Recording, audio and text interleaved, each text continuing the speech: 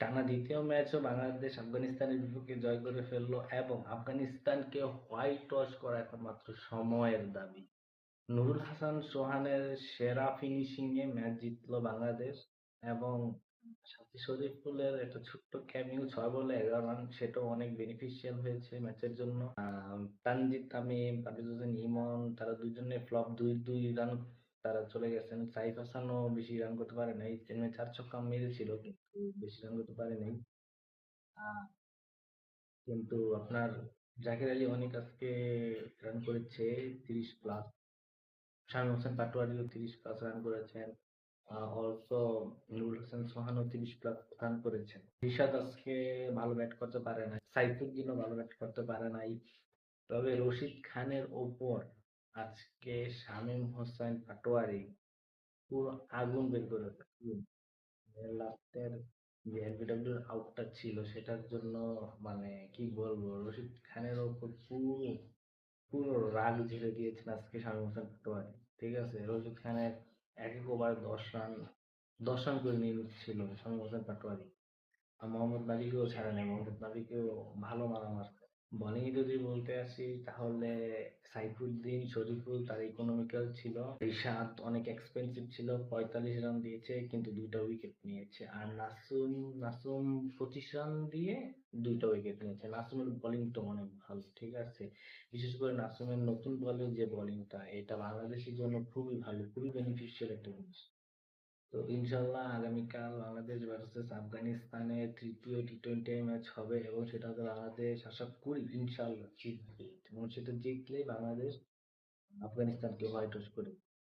আফগানিস্তানের সাথে এই টি-20 সিরিজটা শেষ হলেই আবার শুরু হয়ে যাবে আমাদের ওডিআই সিরিজ। তো ওডিআই সিরিজের স্কোয়াড ঘোষণা করা হয়েছে, 16 সদস্যের এই স্কোয়াড।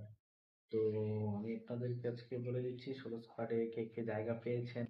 তানজিদ হাসান তামিম পেয়েছেন, নাইম শেখ পেয়েছেন, সাইফ হাসান, নাজমুল হোসেন শান্ত, মেহেদী হাসান মিরাজ কাপ্তান, শামীম হোসেন পাটোয়ারি, জাকের আলী অনিক, নুরুল হাসান সোহান, নাহিদ রানা ব্যাট করেছেন, হাসান মাহমুদ ব্যাট করেছেন।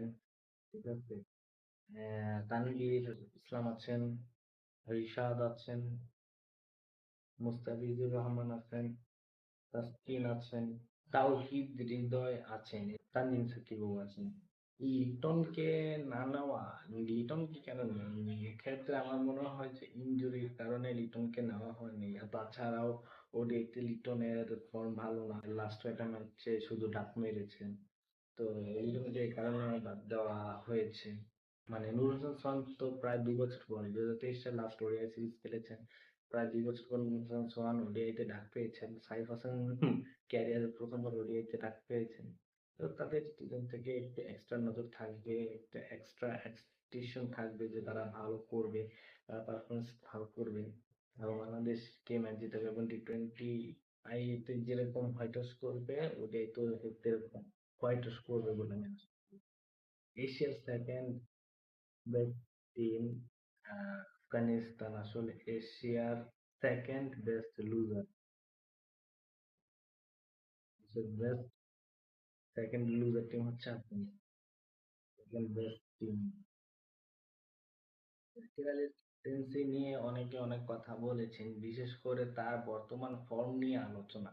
কিন্তু আপনি যদি স্ট্যাটস দেখেন তাহলে এশিয়া কাপে জাকির আলীকে হুট করে ক্যাপ্টেন বানানো হয়েছে। এশিয়া কাপে জাকির আলীকে হুট করে ক্যাপ্টেন বানানো হয়েছে, এর কারণ হচ্ছে জাকির আলীর স্ট্যাটস।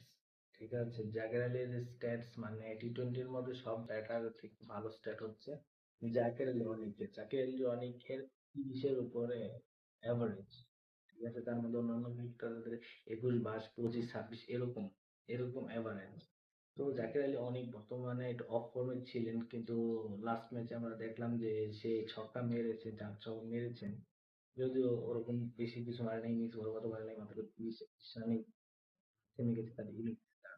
তবে অ্যাজ এ ক্যাপ্টেন আমার মনে হয় যে জাকির আলী পারফেক্ট না, কারণ জাকির আলীর আমার মনে হয় না যে কোনো জায়গায় তিনি আগে ক্যাপ্টেন করতে দেখেছি কিনা। ডোমেস্টিকে আগে তাকে ক্যাপ্টেন করে প্রমাণ করতে হবে। আগে মানুষ, প্লেয়াররা সাধারণত আগে ডোমেস্টিকে ক্যাপ্টেন হয়ে বিভিন্ন টিম লিড করে তারপরে ইন্টারন্যাশনাল ক্যাপ্টেনের দায়িত্ব। জাকের আলীকে আমার মনে হয় না যে আমি কোথাও তাকে ক্যাপ্টেন্সি করতে দেখেছি। ওডিআইতেও কিন্তু জাকের আলী অনেকের অ্যাভারেজ 48-এর উপরে। এক্সপেকটেশন তো রাখাই যায়। আর শামীম, জাকের আলী অনেক তাদের মনে হয় তাদের কেউরই এশিয়া কাপে পারফরমেন্সটা ভালো ছিল। কিন্তু ওই যে তারা নেক্সট ম্যাচগুলোতে ভালো পারফরমেন্স দিলেন, ভালো ইমপ্রুভমেন্ট। এশিয়া কাপে ভরাডুবির পর আমি তো মানে খেলাই দেখা ছেড়ে দিয়েছি। আফগানিস্তান ভার্সেস বাংলাদেশের প্রথম টি-20 ম্যাচটা গুগলে দেখলাম যে রাত 8:30 বাজে।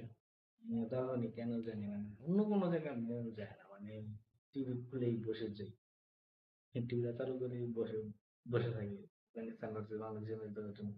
মানে দেখার মতন সেই বাংলাদেশের ম্যাচের জন্য আমার আমার মতন আরো অনেকেই হয়তো বসে থাকে।